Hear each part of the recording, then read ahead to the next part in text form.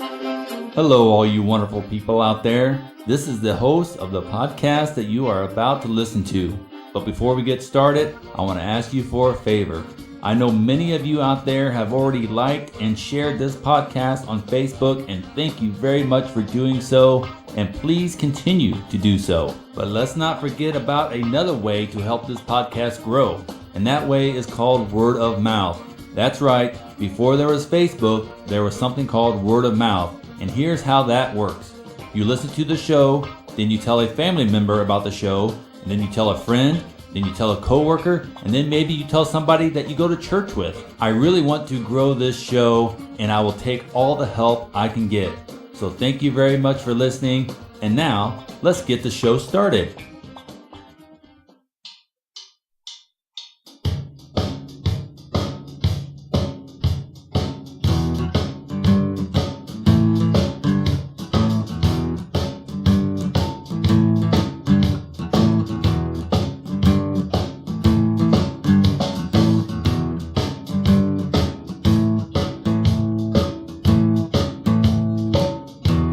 Cyberspace astronauts, are you ready to be entertained with pointless jibber-jabber and senseless small talk?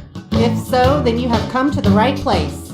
It's the Todd Cook Show, starring Todd Cook, and featuring music by local and national artists. Now, broadcasting from his garage, here is Todd Cook.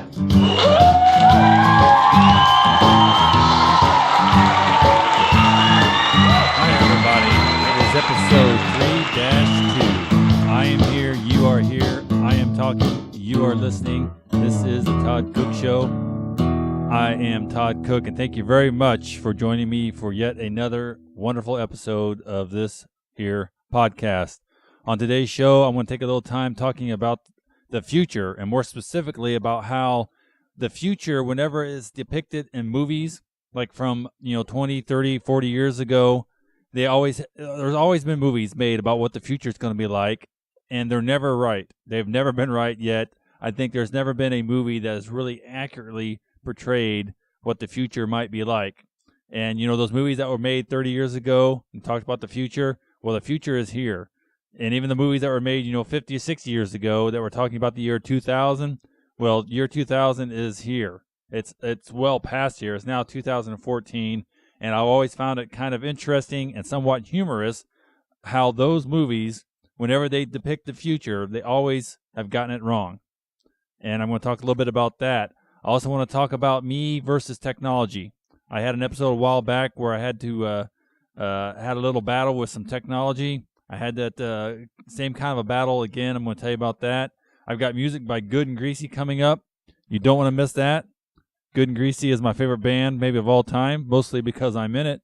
So I'd like to brag a little bit, but music by Good and Greasy coming up. You don't want to miss that. And then I'm going to finish the show talking about potty training. I've got a 3-year-old son. We've started the potty training, and I'm going to tell you a couple stories about that. All right, let's get started, folks. The future. One of the movies that I always look to when thinking about, that idea that I said, where movies will depict the future. They'll have a movie that takes place, and it takes place in the future. The movie was filmed, maybe in 1970 or something, but it takes place in the year 1990 or 1998 or 2000 or whatever it might be. But the one movie that I always think about when I think about those types of movies is one of my favorite movies of all time. That's Back to the Future. Okay, it's a trilogy. I like all three of them, but the first one is still my favorite. And in that movie, or actually I should say in part 2, though, in part 1, they go back in time to the year 1955.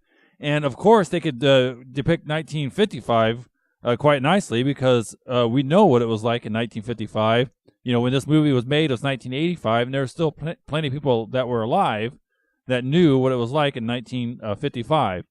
But even if they go back in time to the 1800s, and they where they're making a movie, some of the earliest movies in the 1930s and even 20s when they started making movies, and they might do a movie, that took place back in the 1800s. Even back then, we have a lot of writing, we have photographs. We kind of have an idea of what things, at least what they look like, and at least how people talked a little bit by the writing. We know what was going on back then. We don't really have to guess. But when it comes to the future, you have to guess a little bit. You have to kind of think about what it might be like. If it's 1970 and you're making a movie about the year 2000, you have to think, I wonder what it'd be like, in 30 years.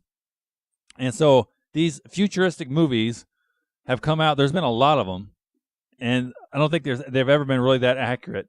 And in Back to the Future, the first one, they go back in time to 1955, but in the future, in part 2, they go to the future, and the year is supposed to be 2015. The Cubs win the World Series. That's one of the parts of the movie. I don't think that's going to happen, but who knows? Maybe it'll actually happen. I'm a Cubs fan, so I would not mind seeing that whatsoever. That'd be kind of exciting if the Cubs were able to win the World Series next year. But it's 2015 in that movie. They go to the year 2015, and they have flying cars. They have these shoes that lace themselves, and jackets that adjust their size, so they'll fit you no matter how big you are or how small you are. They adjust in size, and they got hoverboards. I don't think we're going to have any of that. We're not going to have the flying cars that not like the ones they have in the movies anyway, that just hover. The wheels fold up and they hover straight up. Elevate straight up into the sky and then take off into these air, these highways that are in the sky. That's not going to happen. I think it's pretty obvious. We got one more year. It's not going to happen in this next year. So, and then we're not going to have hoverboards. And I still don't see any shoes that tie themselves or jackets that adjust their sizes. So I think it's pretty safe to say that what the people that made Back to the Future, and Back to the Future Part 2 probably took place in 80, they probably filmed it in 1986 or 87. And so they were guessing, what was going to be like in 2015. Obviously, they were wrong.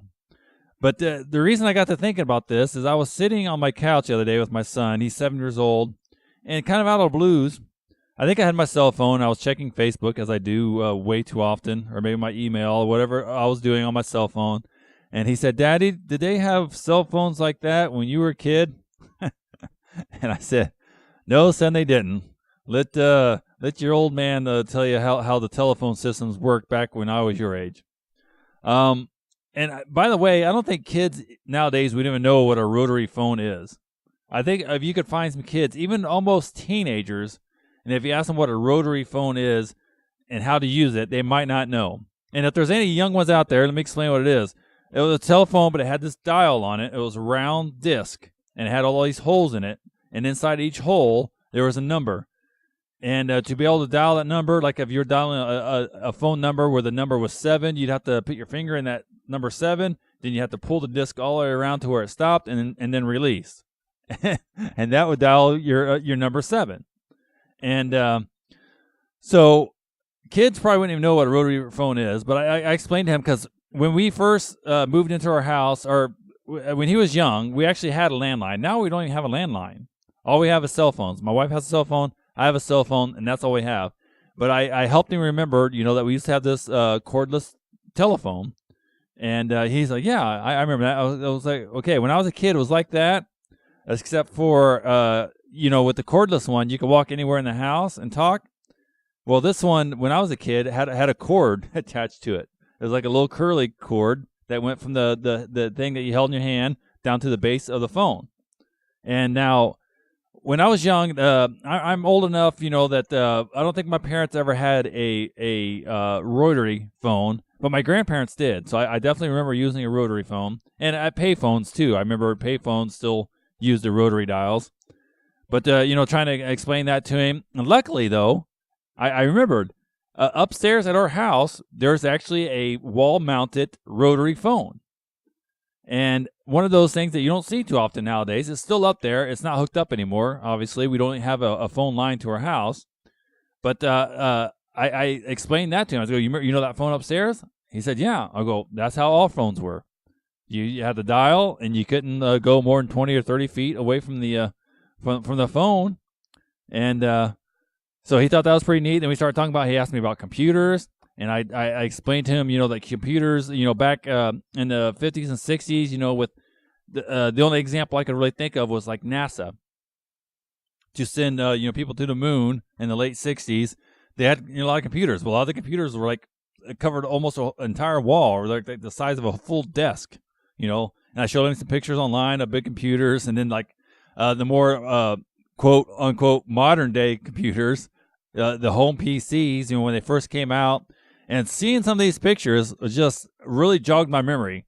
It was really hard for me to believe that this is what things used to look like the home PC, the computers that were, and a lot of these probably were never really used at home, but like if you worked at some company, some big business that needed computers, they'd have them there. And the keyboard, what they looked like was the keyboard would be like 3 feet long and about 2 feet deep and about 8 inches thick. And so it's like this huge like keyboard thing, which is actually probably the whole computer and the keyboard all in one. And then the screen was like 6 inches big. So you had this gigantic keyboard and this little 6-inch screen. And so things have really come a long way. And as I was going through some of those pictures and stuff, it kind of reminded me back, years ago when the internet first started coming out. I was in college. It was mid-'90s, 1994, 95, I believe. And I remember me and a friend of mine went to another guy's dorm room. And he was in there on his computer, and he's typing away and stuff. And we asked him what he was doing, and he said that he was chatting with somebody from China. And we were like, wow, China, really? Wow. And he's, typing away. But then after we left, we looked at each other. Me and my friend looked at each other and said, you really think he was chatting with somebody from China? And we kind of laughed. And I was like, no, he's probably just talking with somebody in the next room next to him. But he's too dumb to realize that. But no, he probably, looking back on it, he was probably chatting with somebody in China. And that was just, back then, just the email. And I remember like getting online and you'd see like a description of a picture or something. You didn't know what the picture was, or what it looked like. You see a description of it. And then you have to decide if you want to download it or something. And so things have really changed nowadays. And now we got these. And I told Johnny, I said, this little cell phone I'm holding in my hand right here is more powerful than that computer that you see in that picture that covered that entire wall. And I remember we even found this picture that was published in a magazine from like the 1950s or something that showed what a home computer might look like in the year 2004. And it was the size of a wall, had like this big wheel on it, looked like a steering wheel from a boat or something on the wall, and all these big knobs and dials and stuff. So not only did the movies not have any idea, the people that made movies had no idea what the future was going to be like, but even the people that made these science magazines had no idea what the future was going to be like. All right, it's already been over 13. That's one of my longest first breaks ever, Sometimes it's hard to fill up the 10 minutes that I try to do, but this time it was over 13 minutes. Good chance this episode will be longer than a half hour, but that's okay. Don't go anywhere, folks. I'll be right back in just a few short moments. Hey, all you Wichitonians, Wichitalians. Hey, everybody from the Wichita area. Have you ever had car problems? Have you ever slid into a ditch? Have you ever needed a tow? Don't waste your time looking for a tow company that you might not be able to trust. Call B&B Towing at 316-214-4021. It is a locally owned family business that can help you. So if you have a car that needs towed or repaired or both, call him. Or if you have a car in a ditch that needs a winch, call Cheyenne Brown at B&B Towing, 316-214-4021. He's a 20-year veteran of the United States Air Force. That's B&B Towing, 316-214-4021. He is accidentally funny. Sometimes. Todd Cook. Okay, I am back.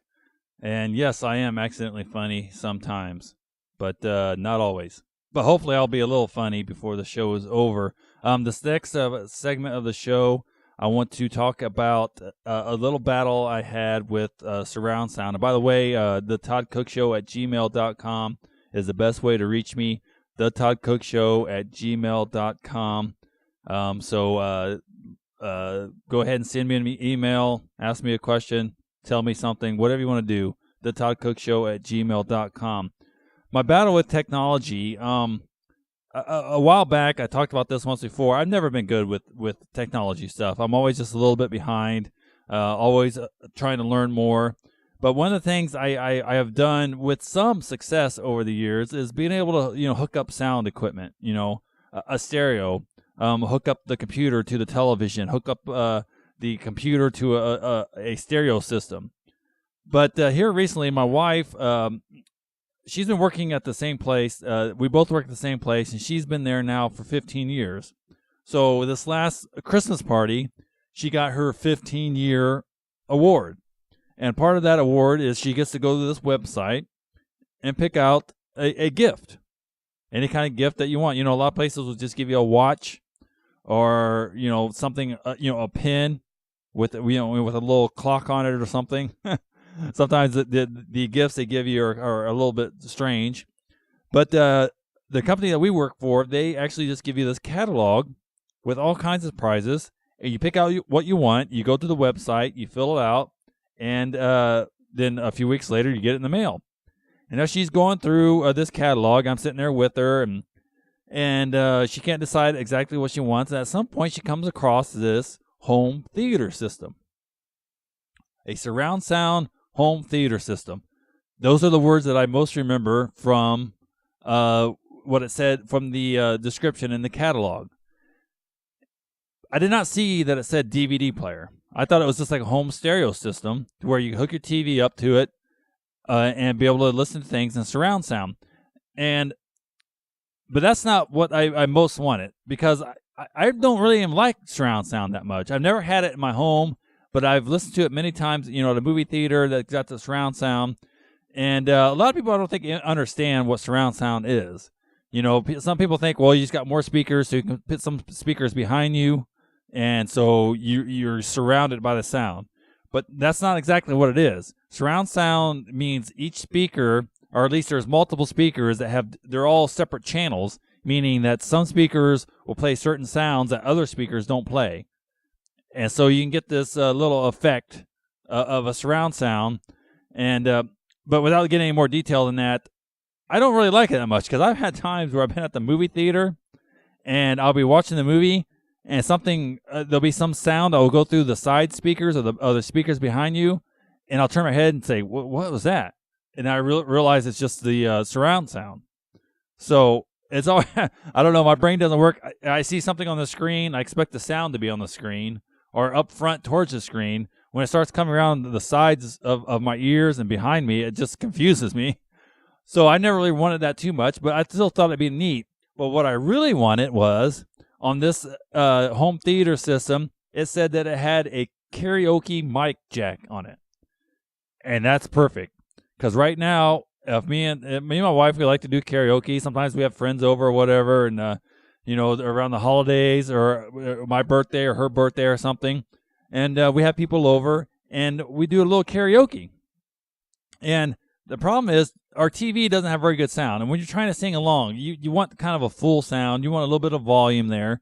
And you turn our TV up really loud, and it still doesn't have that full sound, the bass and the treble and the high ends and low ends and everything, really coming at you full. And, the way we do it, we just hook our computer up to the HDMI input on the side of the TV, and we go to YouTube and type in, whatever song and the word karaoke, and you'll be amazed how many karaoke songs you can get like that, and it's usually pretty good sound quality. But to be able to get the sound quality that we want to do karaoke, I usually have to go and get a stereo that we have, and I keep it out in the garage in case I'm out there, so I have some music to listen to. Bring that stereo inside, hook it up to the TV and everything, and then that stereo doesn't even have a mic jack on it, so I have to get a second stereo that has a mic jack. And so we have the music coming through the one stereo and the microphone coming through the second stereo. So that's a lot of hooking stuff up and all that equipment in the way. And then the next day you got to take it all back down, or the kids will get to it, and it's just out. It just takes up too much space. So I thought, wow, we got this. She, 15-year reward. She gets this home stereo system with surround sound. It's got 5 speakers and a subwoofer, plenty of sound, and the microphone jack. Long story short, it was a DVD player with surround sound, and the DVD player had no inputs on it at all. No sound or video inputs at all. It was all just output. And so there was no way to get it to work the way we wanted to. And the only way you could do karaoke with that machine, with the microphone, and have all the music and the microphone coming out of those speakers, was to do karaoke off of a DVD. Like you can buy a CD, DVD with karaoke songs, put it in the DVD player, and be able to do it like that. But this is the year 2014. Nobody does that anymore. Okay? Nobody does karaoke like that anymore. And it's so much easier to do it off your computer. Everything's digital. And so we just weren't able to do it. So I was a little disappointed. But I still said, all right, we got surround sound. We can watch a movie through the DVD player, and we'll have it in surround sound. That's kind of neat. And so I hooked it up one night, and we got a movie. We got Superman. What was the one a couple years back? Man of Steel. And, of course, this movie's going to have some great surround sound. This is a high-action movie. I hook it up exactly how it's supposed to be hooked up, and I put the speakers in. And another thing, this ended up being I knew it was kind of cheap as soon as I pulled the DVD player out of the box, and it weighed like less than a feather. I was pretty sure it was pretty cheaply made. And some of the inputs, or the outputs, I should say, wouldn't even work. That's a whole nother story. But I was able to get the surround sound, at least I thought, I was able to get the surround sound to work. And it wasn't even wireless either. So we had these, but the long cables would come around, and I was able to set the two surround sound speakers, on each side of the couch there, and the other speakers up front. And so we're going to watch this movie with surround sound. I'll hook it up exactly how it's supposed to be hooked up. Hit play on the DVD player. The movie starts, and we got all the sound. We got the music. All action movies have music in the background at all times. We hear the music.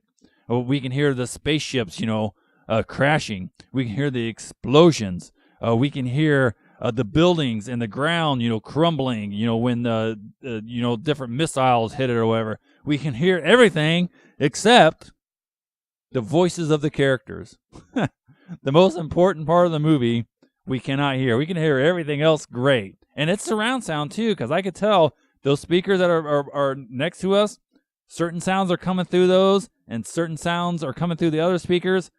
It all is hooked up correctly. It's not difficult to hook up. They have a picture right there in the manual.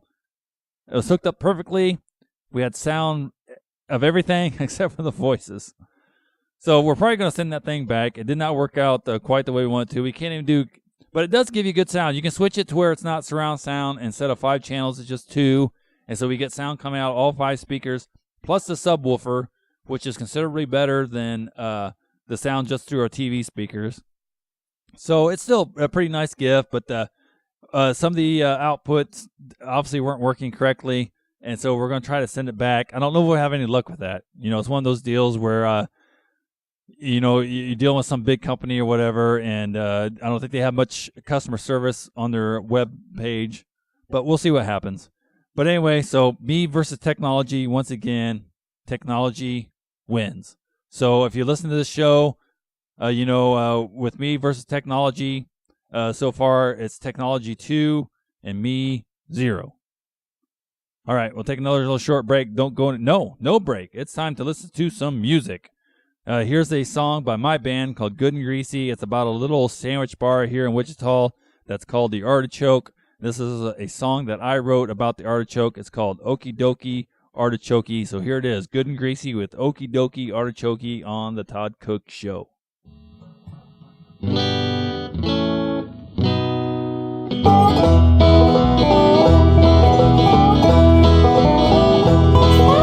Wichita on Broadway and Murdoch, you can hear the tunes and smell the food through the whole block. Eat a sandwich and drink a beer. Let the music fill your ear. Everything's okie dokie artichoke.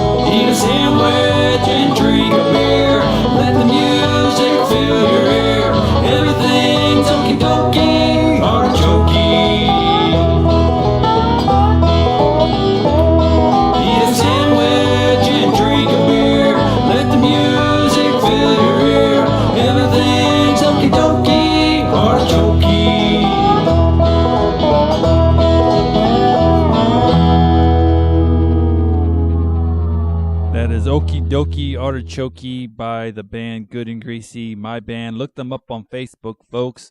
And if you live in the Wichita area and you have never been to the Artichoke, you need to go as soon as possible. It's a great place. Or better yet, if you don't want to go, you can come by and babysit my wife and I's kids so we can go. Because we really like going, but we don't get a chance to go as often as we want to. All right, folks, I'm going to take another short break. Don't go anywhere. There's more fun right after this. It is 2014, folks, and computers have taken over the world. Well, not really, but they are everywhere. And if you're a business owner, you know how computers can enhance your ability to operate your business. But most likely, you're also familiar with how difficult it can be trying to manage your computer network. Are you having some trouble in the IT department and you need some help? Well, if you live in the Warsaw, Indiana area, you are in luck. Just get whacked. WACD can help. Just go to wacdllc.com and find out how. They can help with network installation, maintenance, security, and more. And they don't just help businesses, they can help anybody. WACD can even help with hardware and software sales and services.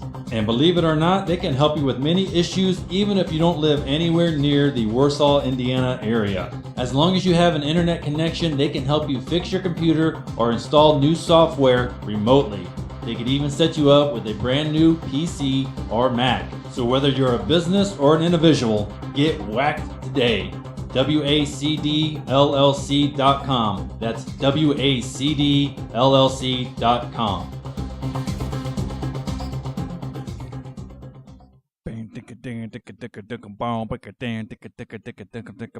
He would rather eat a bologna sandwich than steak.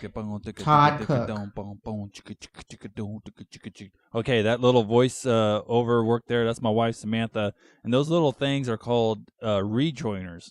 But I forgot to add music to the background of that rejoiner. And I forgot to add music to the background of the previous rejoiner.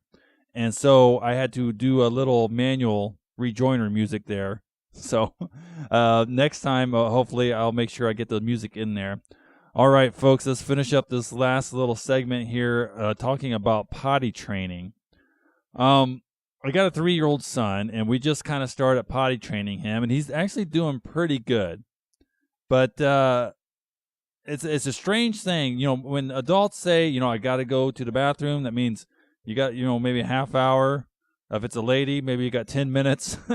And you got to go. And even younger kids, you know, my 7-year-old, if he says, I got to go potty, you know, we got, you know, maybe a minute or two. We got to get him to the potty, you know, maybe 5 minutes if we're lucky. But with Jackson, with the 3-year-old, when he says, I got to go potty, what it means is, I started going potty already in my pants, and you got to get me to the bathroom right away. And then you have to decide, would it be easier just to let me finish in my pants, or would it be easier to try to get me onto the toilet before I make a mess, more of a mess? Because sometimes it might just be easier just to let him go ahead and, you know, and go pee in his underwear.